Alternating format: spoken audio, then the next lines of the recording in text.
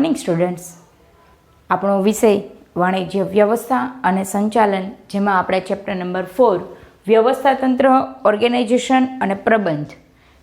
આગળના વિડીયો લેક્ચરમાં આપણે જોઈ ગયા વ્યવસ્થાતંત્ર એટલે શું, ત્યાર પછી વ્યવસ્થાતંત્રના લક્ષણો, વ્યવસ્થાતંત્રનું મહત્વ, ત્યાર પછી વ્યવસ્થાતંત્રની રચના, ત્યાર પછી વ્યવસ્થાતંત્રના પ્રકાર. બરાબર, આટલું આપણે આ ચેપ્ટરમાં જોઈ ગયા. ચેપ્ટર થોડુંક લેન્ધી છે અને સમજવામાં તમને એમ થાય કે આમાંથી કેટલું અને શું યાદ રાખવું. બરાબર, તો એકદમ જેમ સ્ટેપ બાય સ્ટેપ તમને લેક્ચર આપેલા છે એમ સ્ટેપ બાય સ્ટેપ તમારે એ જ પ્રમાણે યાદ રાખવાનું છે. મતલબ કે દરેક લેક્ચરમાં એક એક પ્રકાર તમને વ્યવસ્થાતંત્રનો સમજાવેલો છે. એ દરેક વ્યવસ્થાતંત્રના પ્રકાર તમારે યાદ રાખવાના છે. બરાબર, હવે અહીંયા આપણી પાસે વ્યવસ્થાતંત્રનો છેલ્લો પ્રકાર છે ક્ષણિક વ્યવસ્થાતંત્ર. ક્ષણિક વ્યવસ્થાતંત્ર શરૂ કરતાં પહેલાં આપણે જોઈ લઈએ કે વ્યવસ્થાતંત્ર એટલે શું આવશે. તો કે હવે તમને વ્યાખ્યા યાદ રહી ગઈ હશે કે બે કે તેથી વધુ વ્યક્તિઓ કે જે સમાન ધ્યેય સિદ્ધ કરવા પ્રવૃત્ત થયેલી વ્યક્તિઓ વચ્ચે, ધ્યેય બધાનો કેવો છે? સમાન. તો સમાન ધ્યેય સિદ્ધ કરવા પ્રવૃત્ત થયેલી વ્યક્તિઓ વચ્ચે સત્તા અને જવાબદારીની વહેંચણી કરતું માળખું એટલે શું બને છે? વ્યવસ્થાતંત્ર. તો વ્યવસ્થાતંત્રમાં જે કાંઈ પણ માળખાની રચના થાય છે એ વ્યક્તિની હોદ્દો, લાયકાત, જ્ઞાન, આવડત, ચાતુર્ય, કૌશલ્યના આધારે થાય છે. કે જેની પાસે જે કાંઈ પણ ટેલેન્ટ છે અને જેની પાસે જે કાંઈ પણ શિક્ષણ છે એના આધારે એને વ્યવસ્થાતંત્રમાં હોદ્દો અને લાયકાત આપવામાં આવે છે. તો એ જે રીતે હોદ્દો અને લાયકાત આપવામાં આવે છે એવી જ રીતે ધંધાકીય એકમના ઘણા બધા પ્રકાર છે. સ્મોલ સ્કેલ ઇન્ડસ્ટ્રી છે, લાર્જ સ્કેલ ઇન્ડસ્ટ્રી છે. કોઈ ટેકનિકલ બેઝ પર ઇન્ડસ્ટ્રી ચાલતી હોય તો કોઈ રસાયણ બેઝ પર ઇન્ડસ્ટ્રી ચાલતી હોય, કોઈ ઓટોમોબાઈલ ક્ષેત્રે ચાલતી હોય તો પછી કોઈક અન્ય ક્ષેત્રોના આધારે ચાલતી હોય. મતલબ કે અનેક વસ્તુઓ પ્રોડક્શન થાય છે, એટલે કે અનેક ક્ષેત્રોના આધારે એ જે કાંઈ પણ ઇન્ડસ્ટ્રી કે કંપનીઓ ચાલતી હોય છે એના આધારે એને વ્યવસ્થાતંત્રની જરૂર પડે છે. કોઈ ટેકનિકલ હોય તો એને ટેકનિકલ વ્યવસ્થાતંત્રની જરૂર પડે. કોઈનું વ્યવસ્થાતંત્ર ખૂબ જ સરળ માંગવું હોય તો એના માટે એ રૈખિક વ્યવસ્થાતંત્રની જરૂરિયાત સર્જાય. મતલબ કે જેવી કંપની છે, એટલે કે જેવું ધંધાકીય એકમનું કદ, સ્વરૂપ છે એ પ્રમાણે ધંધાકીય એકમ વ્યવસ્થાતંત્રને પસંદ કરતા હોય છે. બરાબર, તો અત્યાર સુધીમાં આપણે જોઈ ગયા એ વ્યવસ્થાતંત્રના પ્રકારમાં પહેલું વ્યવસ્થાતંત્રનું પ્રકાર હતું એ કઈ હતું? રૈખિક વ્યવસ્થાતંત્ર. બરાબર છે કે રૈખિક વ્યવસ્થાતંત્ર ઉપરની સપાટીથી નિમ્ન સપાટી તરફ ક્રમશઃ રૈખિક રીતે સત્તાની વહેંચણી કરતું માળખું, જેને કહેવાશે રૈખિક વ્યવસ્થાતંત્ર. બરાબર છે, ત્યાર પછી આપણે રૈખિક વ્યવસ્થાતંત્રની રચના, આકૃતિ અને એના ફાયદા અને મર્યાદા જોઈ હતી. અને સાથે સાથે આ વ્યવસ્થાતંત્ર ક્યાં અનુકૂળ એ જોયું હતું. તો ખાસ કરીને આ વ્યવસ્થાતંત્ર પ્રાચીન સમયમાં લશ્કરમાં ઉપયોગમાં આવતું હોવાથી આ વ્યવસ્થાતંત્રને લશ્કરી વ્યવસ્થાતંત્ર પણ તરીકે ઓળખવામાં આવે છે. બરાબર, તો એ હતું આપણું રૈખિક વ્યવસ્થાતંત્ર, જે સમજવામાં સૌથી સરળ અને પ્રાચીન છે.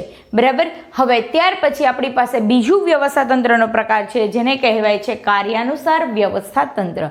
તો કાર્યાનુસાર વ્યવસ્થાતંત્ર અહીંયા વિભાગોને નહીં પરંતુ કોને મહત્વ અપાય છે? કાર્યને. તો જ્યાં કાર્યને મહત્વ આપવામાં આવે છે એવા વ્યવસ્થાતંત્રને કાર્યાનુસાર વ્યવસ્થાતંત્ર તરીકે ઓળખવામાં આવે છે. અને જે આપણને આપેલું છે કાર્યાનુસાર વ્યવસ્થાતંત્ર, આપણે એની આકૃતિ જોઈ હતી. બે વિભાગ હતા, વહીવટી વિભાગ અને કારખાના વિભાગ.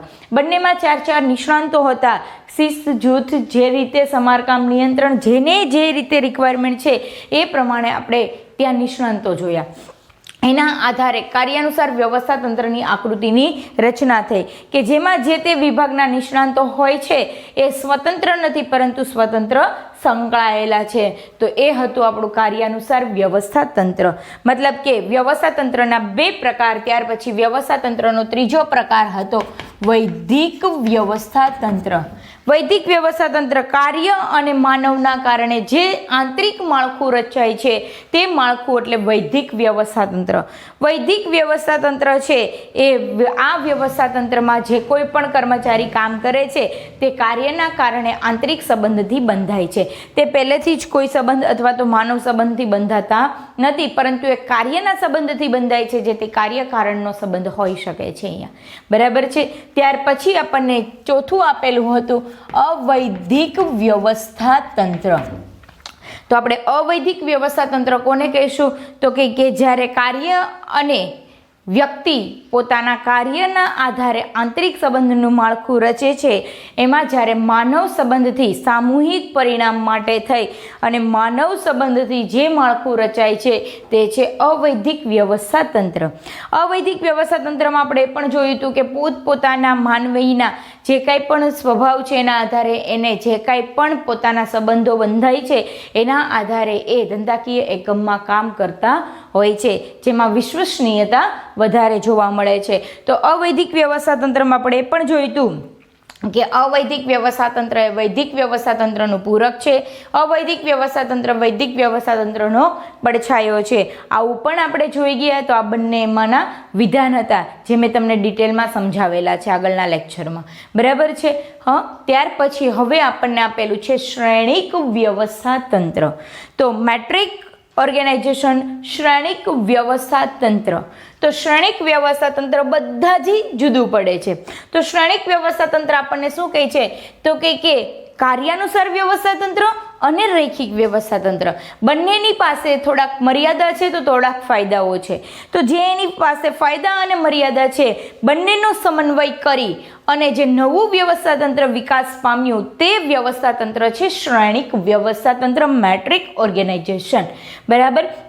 તો અહીંયા શ્રેણિક વ્યવસ્થા તંત્ર આધુનિક સ્વરૂપ છે જે આધુનિક જરૂરિયાત અનુસાર આ વ્યવસ્થા તંત્રનો ઉદ્ભવ થયો છે. તો આધુનિક સ્વરૂપના કારણે મતલબ કે આધુનિક જરૂરિયાતો જે કાંઈ પણ છે કે ટેકનોલોજીની જરૂરિયાત છે કે કામગીરીની જરૂરિયાત છે તેના આધારે આ વ્યવસ્થા તંત્ર વિકાસ પામ્યું, જેથી આ નવું વ્યવસ્થા તંત્ર અસ્તિત્વમાં આવ્યું છે. બરાબર. હવે આ વ્યવસ્થા તંત્રની વ્યાખ્યા એકદમ સિમ્પલ છે. તો વ્યાખ્યામાં શું જોવાનું છે? તો કે આ વ્યવસ્થા તંત્રમાં બે પ્રકારના માળખા જોવા મળે છે. કેટલા પ્રકારના? બે પ્રકારના. બરાબર. જો બરોબર સાંભળજો. આ વ્યવસ્થા તંત્રમાં બે અલગ પ્રકારના માળખા હોય છે. બરાબર છે. એમાંનું પહેલું માળખું કયું માળખું કહેવાશે? તો કે પહેલું માળખું સામાન્ય ક્રમનું માળખું કહેવાય છે. સામાન્ય ક્રમનું માળખું એટલે શું? તો જેમાં નિર્ણય પ્રક્રિયા મહત્વની ભૂમિકા ભજવે છે. કઈ પ્રક્રિયા ધ્યાનમાં લેવાની છે આપણે? તો કે નિર્ણય પ્રક્રિયા. તો નિર્ણય પ્રક્રિયા મહત્વની ભૂમિકા ભજવે છે એટલા માટે પહેલું માળખું છે કયું આવશે? સામાન્ય ક્રમનું માળખું, કે જેમાં નિર્ણય લેવામાં આવે છે. અને ત્યાર પછી આમાં બીજો જે પ્રકાર આવે છે કયો આવશે? તો કે ટેકનિકલ પ્રશ્નના ઉકેલ માટેનું માળખું. કયું માળખું આવશે? ટેકનિકલ પ્રશ્નના ઉકેલ માટેનું માળખું. કે જે ટેકનિકલ પ્રશ્નોના ઉકેલ માટેનું માળખું છે એ આપણને કહે છે કે માત્ર ને માત્ર એ કેવું છે? પ્રોજેક્ટ માળખું. બરાબર છે. તો પ્રોજેક્ટ માળખું હોવાના કારણે હવે આપણને શું કહે છે કે ટેકનિકલ માળખું અને સામાન્ય ક્રમનું માળખું, આ બંને માળખાનો જે સમન્વય થાય છે એ માળખાના સમન્વયથી અને એના સંયોજનથી જે ઉદ્ભવે છે તે માળખાને કહેવાય છે શ્રેણિક વ્યવસ્થા તંત્ર. બરાબર. હવે ફરીથી વ્યાખ્યા પાછી. આ વ્યવસ્થા તંત્રમાં કેટલા માળખા છે? બે અલગ પ્રકારના માળખા છે. બીજી વાત કે પહેલું કયું માળખું હશે? તો કે સામાન્ય ક્રમનું માળખું, કે જે નિર્ણય પ્રક્રિયા મહત્વની ભૂમિકા ભજવે છે. મતલબ સામાન્ય ક્રમનું માળખું કોના માટે છે? નિર્ણય પ્રક્રિયા માટે. બરાબર. હવે આપણે બીજું જોઈએ કે ટેકનિકલ પ્રશ્નના ઉકેલ માટેનું માળખું. તો ટેકનિકલ પ્રશ્નો છે એના ઉકેલ માટે. એટલે હવે તમે જુઓ આમાં આપણને કન્ક્લુઝન શું મળે છે? તો કે નિર્ણય પ્રક્રિયા છે ને ટેકનિકલ છે. એટલે કે ટૂંકમાં આમાં બંને કાર્ય શક્ય છે, જ્યાં ટેકનિકલ અને કામગીરી. અને અત્યારે આપણે જોઈએ છીએ કે ટેકનિકલ કામગીરી વગરનું કોઈ માળખું હોતું નથી. તો આધુનિક સમયમાં એટલા માટે જ આ વ્યવસ્થા તંત્ર ખૂબ જ વિકાસ પામ્યું છે.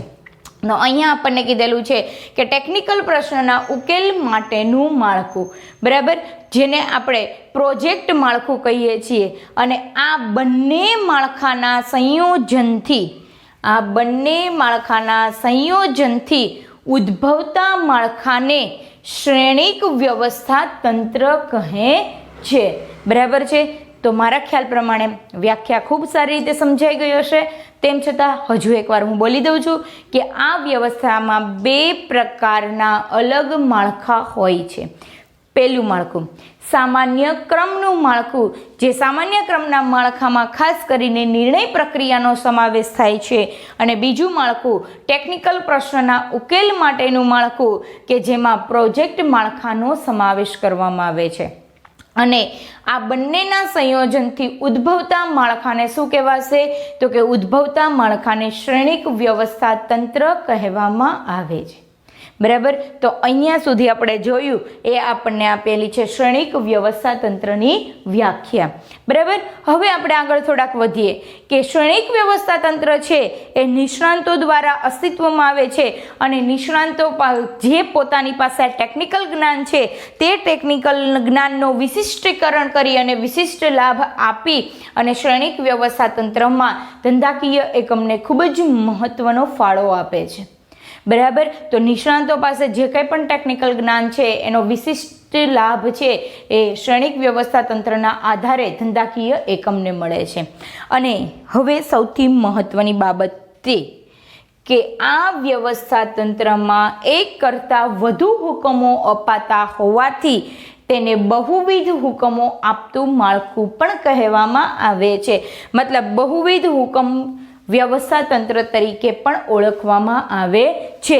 શું કામ? તો કે એક કરતાં વધુ હુકમો અપાતા હોય છે એટલા માટે તેને બહુવિધ હુકમનું માળખું પણ કહેવામાં આવે છે. તો અહીંયા આપણે અત્યાર સુધી જોયું એમાં માત્ર એની વ્યાખ્યા અને ત્યાર પછી બહુવિધ હુકમનું માળખું. હવે આપણે જે જોવાનું છે તે છે શ્રેણિક વ્યવસ્થા તંત્રની આકૃતિ. તો આકૃતિમાં જે રીતે આપણે આગળના બધા જ વ્યવસ્થા તંત્રમાં કર્યું છે કે આકૃતિ સાથે સાથે રફ પેજમાં દોરતી જવાની છે, એમ આ પણ આકૃતિ તમારે રફ પેજમાં સાથે સાથે દોરતી જવાની છે, જેથી તમને વધારે અનુકૂળતા રહે કે આકૃતિ કઈ રીતે ડ્રો કરવી. બરાબર છે. તો સૌ પ્રથમ ટોચ પર કોણ આવશે? તો કે as it is general manager. બરાબર. એઝ ઇટ ઇઝ કોણ આવશે? General manager. જો બહુ ક્લેરિફાઈથી અને ધ્યાનથી આકૃતિ જોજો. હવે એના અંડરમાં બીજા 4 નિષ્ણાંતો આવશે, એટલે મતલબ કે 4 વિભાગોની રચના થશે. પરંતુ એની પહેલાં કે અહીંથી જે આપણે લાઈન ડ્રો કરીશું એ લાઈન નીચેના પ્રોજેક્ટ સુધી જશે કે જ્યાં માત્ર પ્રોજેક્ટ મેનેજર એને હેન્ડલ કરતો હશે. બરાબર છે. તો અહીંથી હવે આપણે જોઈએ કે અહીંયા આપણી પાસે કેટલા મેનેજર છે? 4. મતલબ કે 4 વિભાગ. પહેલું આવશે ઉત્પાદન. બરાબર છે. તો અહીંયા આપણે ડ્રો કરવાના છે કેટલા? 4. બીજું આવશે ખરીદી. સમજાય છે? જે રીતે હું કહું છું એ રીતે જ તમારે ડ્રો કરવાનું છે. ત્રીજું આવશે ઇજનેરી અને ચોથું આવશે સંશોધન અને વિકાસ. બરાબર. ક્લિયર અહીંયા સુધી? હવે અહીંયા સુધી તમે 4 વિભાગ ડ્રો કરી દીધા. હવે તમારે શું કરવાનું છે? તો કે હવે જે 4 વિભાગ ડ્રો કર્યા એ 4 વિભાગમાંથી હવે જુઓ, સૌ પ્રથમ પહેલી એક અંડરલાઈન કરી, મતલબ કે છેક સુધી જવા દેવાની. બરાબર છે. હવે જે આ છેક સુધી જશે એમાં અહીંથી એરો આપવાનો. હવે એ એરો શું કામ? એ આગળ રચનામાં સમજાવું છું. બરાબર. સેમ એઝ ઇટ ઇઝ બીજી લાઈન એટલી જ અને ત્યાં સુધી ફરીથી અહીંયા એરો આપું. એઝ ઇટ ઇઝ ત્રીજી અંડરલાઈન. બરાબર છે. એરો ત્યાં જ આપો. 3 અંડરલાઈન કરી દીધી. સેમ એઝ ઇટ ઇઝ ફરીથી 4 અંડરલાઈન. ક્લિયર?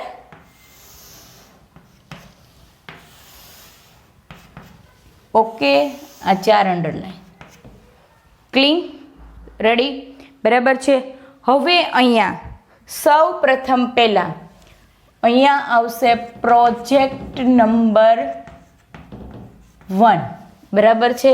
અને નીચે હશે એમના સંચાલક. અહીંયા આવશે પ્રોજેક્ટ નંબર 2. ત્યાર પછી નીચે આવશે એમના સંચાલક. પ્રોજેક્ટ નંબર 3 નીચે આવશે એમના સંચાલક. ક્લિયર? બરાબર છે. હવે 3 પણ આ બધાને જ સંભાળનાર કોણ? તો કે અહીંયા આવશે પ્રોજેક્ટ મેનેજર. કોણ આવશે? Project manager. જનરલ મેનેજરની અંડરમાં કોણ હશે? Project manager.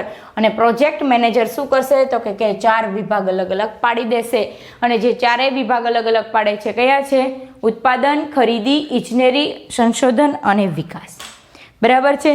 તો અહીંયા મેં તમને 4 વિભાગ પાડી અને આકૃતિ ડ્રો કરી દીધી. આ આકૃતિ આપણી કઈ છે? તો કે શ્રેણિક વ્યવસ્થા તંત્ર. તો શ્રેણિક વ્યવસ્થા તંત્રની આકૃતિ દોરાઈ ગઈ છે.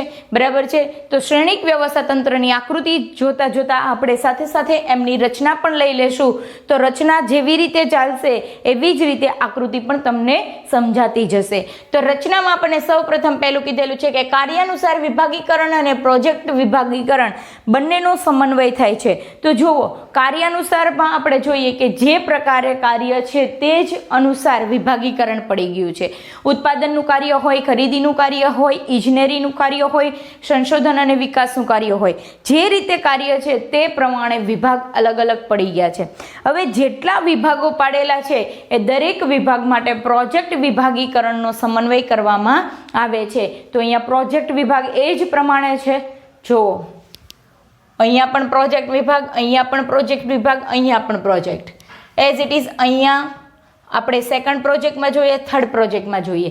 તો જ્યાં પ્રોજેક્ટ વિભાગીકરણનું પણ અહીંયા શું કરવામાં આવે છે? આ સમન્વય થાય છે. બરાબર? તો તમને સમજાય છે? રચનામાં શું કહે છે? તો કે કાર્યાનુસાર વિભાગીકરણ અને પ્રોજેક્ટ વિભાગીકરણ બંનેનો શું કરવામાં આવે છે? સમન્વય કરવામાં આવે છે. તો આ થયો આપણો રચનાનો પહેલો મુદ્દો. ત્યાર પછી આપણને કીધેલું છે બીજું કે જેટલા પ્રોજેક્ટ છે તેટલા જ મેનેજરની નિમણૂક કરવામાં આવે છે. તો જેટલા આપણી પાસે પ્રોજેક્ટ છે એટલા મેનેજરની નિમણૂક કરવામાં આવે છે. તો પ્રોજેક્ટ જેટલા હોય છે એ પ્રમાણે અહીંથી મેનેજરની નિમણૂક થાય છે. તો આ છે કોણ છે? Project manager. અહીંયાથી પણ કોણ આવશે? Project manager. અને અહીંયાથી પણ કોણ આવશે? Project manager. એટલે કે જેટલા પ્રોજેક્ટ છે એટલા પ્રોજેક્ટના મેનેજરની નિમણૂક કરવામાં આવે છે. હવે મેનેજરની નિમણૂક થઈ જાય છે ત્યાર પછી એ દરેક મેનેજરને પોતપોતાની સત્તા અને જવાબદારી સોંપી દેવામાં આવે છે. એટલે અલ્ટિમેટલી અહીંયા પ્રોજેક્ટ પ્રમાણે કામ થઈ રહ્યું છે અને મેનેજર પણ પ્રોજેક્ટ પ્રમાણે નિમણૂક કરવામાં આવે છે. જે પ્રોજેક્ટ આવે છે એ પ્રમાણે અલગ અલગ પ્રોજેક્ટ નિમણૂક મેનેજર નિમણૂક કરવામાં આવે છે. હવે આ થયો આપણે રચનાનો બીજો તબક્કો. હવે આપણને કીધેલું છે કે ત્રીજું, નિષ્ણાતને જે તે સ્ટાફની જરૂર હોય તે વિભાગના સ્ટાફ તેને આપવામાં આવે છે.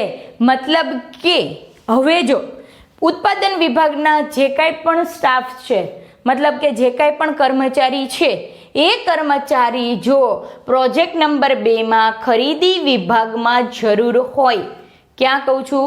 ખરીદી વિભાગમાં જરૂર હોય તો ત્યાં તેને આપવામાં આવે છે. મતલબ કે અહીંયા કોઈ એક કર્મચારી એક વિભાગને બંધાયેલો નથી. જે વિભાગને જ્યાં જરૂર છે ત્યાં એને સોંપવામાં આવે છે. બરાબર? અને એ જ્યારે સોંપવામાં આવે છે ત્યારે નિષ્ણાંતો તેની ટુકડી બનાવે છે. હવે જુઓ, હું તમને એક એક્ઝામ્પલ આપું કે અહીંયા ઉત્પાદન વિભાગ છે તો ઉત્પાદન વિભાગમાં કેટલા કર્મચારી છે? 20. બરાબર છે? ખરીદ વિભાગમાં કર્મચારી કેટલા છે? 20. ઇજનેરી વિભાગમાં કર્મચારી કેટલા છે? 20. અને સંશોધનમાં પણ કેટલા કર્મચારી છે? 20. બરાબર? બધા પાસે 20 કર્મચારી છે. હવે એવું થાય છે કે ઉત્પાદનનો જ્યારે બીજો પ્રોજેક્ટ શરૂ છે ને ત્યારે એણે 40 કર્મચારીની જરૂર છે. કેટલાની જરૂર છે? 40 કર્મચારીની. એની પાસે છે કેટલા? 20 કર્મચારી. હવે 20નો બીજો સ્ટાફ ક્યાંથી લાવશે? તો કે 20નો બીજો સ્ટાફ, સપોઝ ખરીદીમાંથી 5 જ કર્મચારી ફ્રી છે તો ખરીદીમાંથી 5 આવ્યા. બરાબર છે? હવે ખરીદી વિભાગમાંથી 5 અહીંયા આવશે. આજે આપણે એક્સ્ટ્રા કર્મચારી 20 તો આપણી પાસે ઓલરેડી છે જ. બરાબર છે? હવે બીજા જે 20 આપણે જોશે એ બીજા 20 આપણે ક્યાંથી લાવીશું? તો કે 5 આપણે ખરીદીમાંથી લાવ્યા. બરાબર છે? હવે એવી જ રીતે ઇજનેરીમાંથી પણ 5 કર્મચારી ફ્રી છે. બરાબર. તો બીજા 5 એ 5 આપણે ક્યાંથી લેવા? ઇજનેર વિભાગમાંથી. બરાબર છે. હવે સંશોધન વિકાસમાં 10 કર્મચારી ફ્રી છે, તો આપણે સંશોધનમાંથી કેટલા લેવા? 10. ટોટલ આપણા 20 કર્મચારી થઈ ગયા. હવે એ આપણે ક્યાંથી લેવા? સંશોધન વિભાગમાંથી. એટલે કે ટૂંકમાં કહેવાનું કે જ્યાં જે તે વિભાગમાં જેટલો સ્ટાફ ફ્રી છે એમાંથી આપણે હાયર કરી લઈએ છીએ, મતલબ કે એ પ્રોજેક્ટ માટે એ સ્ટાફને બોલાવી લઈએ છીએ. હવે જ્યાં એ સ્ટાફ લેવા, હવે સમજી લ્યો કે 20 અહીંયા છે ને 20 અહીંયા છે, મતલબ કેટલા થઈ ગયા? 40 થઈ ગયા. એટલે જેટલો રિક્વાયરમેન્ટ હતો સ્ટાફનો એટલી રિક્વાયરમેન્ટ અહીંયા ફૂલફિલ થઈ ગઈ. અને આ રિક્વાયરમેન્ટ ફૂલફિલ થઈ જેના કારણે હવે નિષ્ણાંતોને પોતાનું કાર્ય કરવું ખૂબ જ સહેલું થઈ જશે. અને પોતાનું કાર્ય જ્યારે કરવું સહેલું થઈ જાય, શું કામે? કારણ કે સ્ટાફનું અહીંયા શું છે? કોઓર્ડિનેશન છે. બરાબર. તો અહીંથી કોઈ પણ વિભાગ એવું નહીં કહી શકે કે અમારો સ્ટાફ અત્યારે નહીં આવી શકે, કે આ છે કે ના છે. કોઈ પણ પ્રશ્ન કહી શકશે નહીં. શું કામ નહીં કહી શકે? કારણ કે અહીંયા દરેક સ્ટાફ છે એ દરેક માટે બંધાયેલો છે. તમને અહીંયા સ્ક્વેર દેખાડે જ છે કે દરેક સ્ટાફ દરેક માટે સંકળાયેલો છે, તો દરેક પ્રોજેક્ટ માટે એ સંકળાયેલો છે. તો આપણે 20 કર્મચારીઓ બહારથી લેવા, મતલબ કે અહીંયા કામ પૂરું થઈ ગયું અને 40 કર્મચારી જે જોતા હતા એ મળી ગયા. હવે એ લોકો નિષ્ણાંતો શું કરશે? તો કે નિષ્ણાંતો પોતાની જરૂરિયાત અનુસાર અલગ અલગ ટુકડીઓ બનાવશે. દાખલા તરીકે સંશોધન અને વિકાસના નિષ્ણાંતની ટુકડી, ઉત્પાદન નિષ્ણાંતની ટુકડી, માર્કેટિંગ નિષ્ણાંતની ટુકડી, ત્યાર પછી કમ્પ્યુટર નિષ્ણાંતની ટુકડી. મતલબ કે જેવી જરૂરિયાત છે તેવી જ રીતે નિષ્ણાંતોની અહીંયા ટુકડી બનાવવામાં આવે છે. અને હવે જો અહીંયા 40ની ટુકડી બની ગઈ. હવે આ પ્રોજેક્ટ નંબર 2નું કામ ફિનિશ થાય છે. બરાબર. અને પોતાના ધ્યેય સુધી એ પહોંચી જાય છે. જ્યારે એમનું કામ પૂરું થાય છે ત્યારે આપણી રચનાનો છેલ્લો મુદ્દો આવે છે કે પ્રોજેક્ટ પૂર્ણ થતાં જે તે સ્ટાફને તેના જ વિભાગમાં પાછા પરત કરી દેવામાં આવે છે. તો અહીંયા હવે કામ પતી ગયું છે, તો આને પાછા રિટર્ન કરી દેશું, આને અહીંયા રિટર્ન કરી દેશું અને આને અહીંયા રિટર્ન કરી દેશું. મતલબ કે જે તે વિભાગના જેટલા કર્મચારીને આપણે લાવ્યા છીએ તે વિભાગમાં તે કર્મચારીને આપણે પરત મોકલી દેશું. શું કામ? કારણ કે હવે આપણે પ્રોજેક્ટનું કામ પૂરું થઈ ગયું છે. એટલે એટલું ફ્લેક્સિબલ છે કે તમે જ્યારે કર્મચારીની જરૂર હોય ત્યારે અટવાતા નથી. તમને બીજાના કર્મચારીઓ પણ આપવામાં આવે છે, મતલબ કે બીજાના સ્ટાફમાંથી પણ તમને કર્મચારીઓ આપવામાં આવે છે. અને જે કર્મચારીઓ આપવામાં આવે છે એના આધારે અહીંયા પ્રોજેક્ટ પૂરા કરવામાં આવે છે. તો આપણને જો આકૃતિ અને રચના બંને તમે સાથે લેશો તો ખૂબ સરળતાથી તમે લખી શકશો. આકૃતિમાં સૌપ્રથમ ટોચની સપાટીએ કોણ આવશે? General manager. ત્યાર પછી સેકન્ડ નંબર પર કોણ આવશે? Project manager. પ્રોજેક્ટ મેનેજર 4 વિભાગના અલગ અલગ પ્રોજેક્ટ મેનેજર રહેશે: ઉત્પાદન, ખરીદી, ઇજનેરી, સંશોધન અને વિકાસ. અહીંયા આપણે અત્યારે ચાલુ હોય એવા 3 પ્રોજેક્ટના એક્ઝામ્પલ લીધેલા છે, મતલબ કે 3 પ્રોજેક્ટ દર્શાવવાના છે. ત્રણેયના સંચાલક અલગ અલગ છે અને ત્રણેય છે એ ચારેય વિભાગ સાથે સંકળાયેલા પ્રોજેક્ટ છે. મતલબ કે મેં તમને જે એક્ઝામ્પલ આપ્યું કે જેટલા કર્મચારીઓ ફ્રી હોય અને બીજા વિભાગને જો એ સ્ટાફની જરૂર હોય તો એ સ્ટાફ એને આપવામાં આવે છે, જેનાથી એને અગવડતા ન પડે અને પોતાનું જે કાંઈ પણ કાર્ય છે ખૂબ સરળતાથી પૂર્ણ થઈ જાય એવો અહીંયા પ્રયાસ કરાવવામાં આવે છે, જેથી એકાબીજાનું કામ પૂરું થતાં જ્યારે બીજાને સ્ટાફની જરૂર હોય ત્યારે એ પ્રોજેક્ટ માટે એ સ્ટાફને આપવામાં આવે છે. ઘણી વખત તમે તમારા આજુબાજુના વિસ્તારમાં, ફ્રેન્ડ્સમાં કે એવું કશું સાંભળતા હશો કે આ પ્રોજેક્ટ માટે એમણે આ કન્ટ્રીમાં જવાનું થયું અથવા તો આ પ્રોજેક્ટ માટે એમણે આ સિટીમાં જવાનું થયું. પોતે ફ્લેક્સિબલ હોય, કોઈ એક જ સ્થાન માટે પોતે નિમાયેલો હોતો નથી. ખાસ કરીને આવું ક્યાં જોવા મળે છે? જ્યાં સિવિલ એન્જિનિયર હોય, ઇલેક્ટ્રિકલ એન્જિનિયર હોય, મિકેનિકલ એન્જિનિયર હોય, તો આ લોકોને ખાસ કરીને પોતાની જ જ્યાં સંસ્થા છે ત્યાં કામ મળતું હોતું નથી. એને ખાસ કરીને આઉટ ઓફ હોમ કન્ટ્રી અથવા તો આઉટ ઓફ જેનું હોમ સ્ટેશન છે એનાથી જ બહાર જવાનું રહે છે અને ત્યાં જઈને પોતાનું કામ એ લોકો પૂરું કરતા હોય છે. તો આવી રીતે શ્રેણિક વ્યવસ્થા તંત્ર ક્યાં અનુકૂળ છે? તો શ્રેણિક વ્યવસ્થા તંત્ર કે જ્યાં ટેકનોલોજી અને કામગીરી બંનેનું મહત્ત્વ હોય અને બંને કાર્ય કરાવવાના હોય ત્યાં ખૂબ જ મહત્ત્વનું સાબિત થાય છે. કોણ? તો કે શ્રેણિક વ્યવસ્થા તંત્ર, કે જેને આપણે કહીએ છીએ મેટ્રિક ઓર્ગેનાઇઝેશન ઓર્ગેનાઇઝેશન. તો આ વ્યવસ્થા તંત્ર છે એ ખાસ કરીને આપણને ક્યાં અનુકૂળતા ધરાવે છે? તો કે જ્યાં ટેકનોલોજી અને કામગીરીની ખાસ જરૂરિયાત હોય એવી જગ્યાએ આ વ્યવસ્થા તંત્ર અનુકૂળતા ધરાવે છે. તો આ આપણને આપેલું છે શ્રેણિક વ્યવસ્થા તંત્ર. તો શ્રેણિક વ્યવસ્થા તંત્ર જે આપણને આપેલું છે એ શ્રેણિક વ્યવસ્થા તંત્રમાં સૌ પ્રથમ ફરીથી પહેલાં આપણે એની વ્યાખ્યા જોઈ લઈએ, ત્યાર પછી થોડું રિવિઝન અને ત્યાર પછી આપણે આગળ વધીશું. તો જે વ્યવસ્થા તંત્રના પ્રકાર છે એમાંથી કેટલા પ્રકાર છે? 5. રૈખિક વ્યવસ્થા તંત્ર, કાર્યાનુસાર વ્યવસ્થા તંત્ર, વૈધિક વ્યવસ્થા તંત્ર, અવૈધિક વ્યવસ્થા તંત્ર અને શ્રેણિક વ્યવસ્થા તંત્ર. થઈ ગયા 5. બરાબર છે. હવે આ જે 5 વ્યવસ્થા તંત્ર છે, રૈખિક વ્યવસ્થા તંત્રને બીજા કયા નામથી ઓળખાય છે? તો કે લશ્કરી વ્યવસ્થા તંત્ર. એ સૌથી પ્રાચીન અને સરળ છે અને જેમાં સત્તાની સોંપણી કઈ રીતે થાય છે? રૈખિક રીતે કરવામાં આવે છે અને જેમાં વિભાગોને મહત્વ આપવામાં આવે છે. દરેક વિભાગના નિષ્ણાંતો પણ કેવા હોય છે? અલગ અલગ. બરાબર છે. હવે ત્યાર પછી થોડાક આગળ વધીએ. કાર્યાનુસાર વ્યવસ્થા તંત્ર. તો કાર્યાનુસાર વ્યવસ્થા તંત્રમાં શેને ભાર મૂકવામાં આવે છે? કાર્યને, નહીં કે વિભાગને. બરાબર છે. સાથે સાથે કાર્યાનુસાર વ્યવસ્થા તંત્રમાં જે કાંઈ પણ જરૂરિયાત છે તે પ્રમાણે 2 વિભાગ રાખવામાં આવે છે. એક વિભાગ છે કારખાના વિભાગ અને બીજો વિભાગ છે વહીવટી વિભાગ. બરાબર છે. હવે ત્યાર પછી આગળ વધીએ. વૈધિક વ્યવસ્થા તંત્ર. વૈધિક વ્યવસ્થા તંત્ર કાર્યકારણના સંબંધથી બંધાય છે, જેમાં કાર્યને અને વ્યક્તિને મહત્વ આપીને આંતરિક માળખું જે રચાય છે તે છે વૈધિક વ્યવસ્થા તંત્ર. કાર્યાનુસાર વ્યવસ્થા તંત્ર અને રૈખિક વ્યવસ્થા તંત્ર કોના પ્રકાર છે? વૈધિક વ્યવસ્થા તંત્રના. આ બાબત ભૂલવાની નથી. બરાબર. ત્યાર પછી આપણને આપેલું છે અવૈધિક વ્યવસ્થા તંત્ર. તો અવૈધિક વ્યવસ્થા તંત્ર કઈ રીતે અસ્તિત્વમાં આવે છે? તો કે માનવ સંબંધના સંબંધથી જે માળખું રચાય છે આપોઆપ, જેમાં સામૂહિક પરિણામો હોય છે, તેને કહેવાશે અવૈધિક વ્યવસ્થા તંત્ર. ક્લિયર અહીંયા સુધી? તો 4 વ્યવસ્થા તંત્ર થયા: રૈખિક વ્યવસ્થા તંત્ર, કાર્યાનુસાર વ્યવસ્થા તંત્ર, વૈધિક વ્યવસ્થા તંત્ર અને અવૈધિક વ્યવસ્થા તંત્ર. બરાબર છે. હવે ત્યાર પછી આપણને છેલ્લું આપેલું છે શ્રેણિક વ્યવસ્થા તંત્ર, મેટ્રિક્સ ઓર્ગેનાઇઝેશન.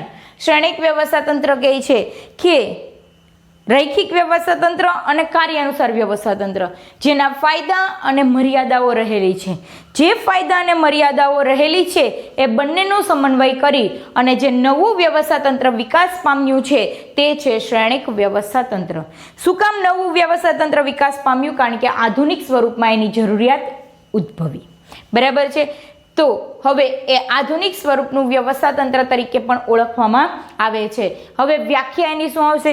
તો કે આ વ્યવસ્થા તંત્રમાં 2 અલગ વિભાગ રાખવામાં આવે છે, મતલબ 2 માળખા રાખવામાં આવે છે. જેમાં પહેલું માળખું છે સામાન્ય ક્રમનું માળખું, કે જે નિર્ણય પ્રક્રિયામાં મહત્વની ભૂમિકા ભજવે છે.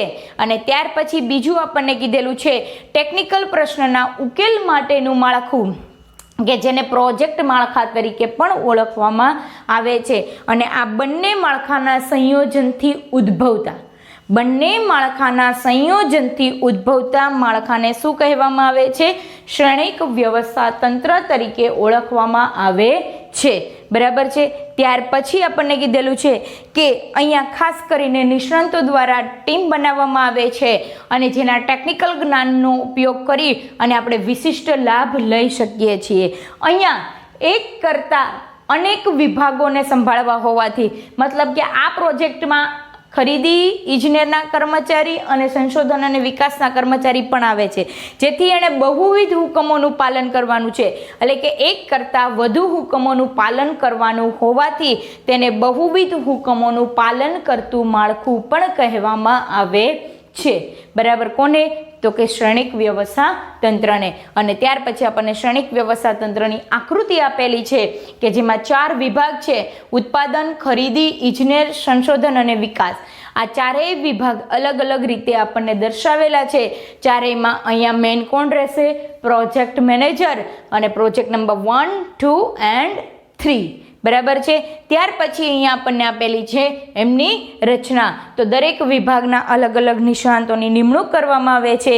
જે નિષ્ણાંતને જેટલા કર્મચારીની જરૂર છે અને જો પોતાની પાસે પૂરતો સ્ટાફ ન હોય તો બીજા વિભાગમાંથી એ નિષ્ણાંતો તે સ્ટાફને મંગાવે છે અને જ્યારે કામ પૂર્ણ થાય ત્યારે એ સ્ટાફને પોતાના જ વિભાગમાં ફરીથી પરત કરી દેવામાં આવે છે અને આ નિષ્ણાંતો પોતાની જરૂરિયાત અનુસાર ટુકડી બનાવે છે અને ટુકડી બનાવીને પોતાનું કાર્ય પૂર્ણ કરે છે. આ છે એમની રચના. અને ત્યાર પછી છેલ્લે કે શ્રેણિક વ્યવસ્થા તંત્ર ક્યાં અનુકૂળ છે? તો શ્રેણિક વ્યવસ્થા તંત્ર ખાસ કરીને ટેકનોલોજી અને કામગીરી બંને જ્યારે જે એકમમાં જરૂરિયાત હોય ત્યાં ખાસ કરીને આ વ્યવસ્થા તંત્ર ખૂબ જ અનુકૂળતા ધરાવે છે અને આ અનુકૂળતા હોવાના કારણે ખૂબ જ મહત્વનું શ્રેણિક વ્યવસ્થા તંત્ર આવા એકમમાં સાબિત થયું છે. તો અહીંયા આપણે પૂરું કરીએ છીએ શ્રેણિક વ્યવસ્થા તંત્ર. તો વ્યવસ્થા તંત્રના 5 પ્રકાર આજે આપણે પૂરા થાય છે. પહેલો પ્રકાર રૈખિક વ્યવસ્થા તંત્ર, બીજો કાર્યાનુસાર વ્યવસ્થા તંત્ર, ત્યાર પછી ત્રીજો વૈધિક વ્યવસ્થા તંત્ર, ચોથું અવૈધિક વ્યવસ્થા તંત્ર અને પાંચમું શ્રેણિક વ્યવસ્થા તંત્ર.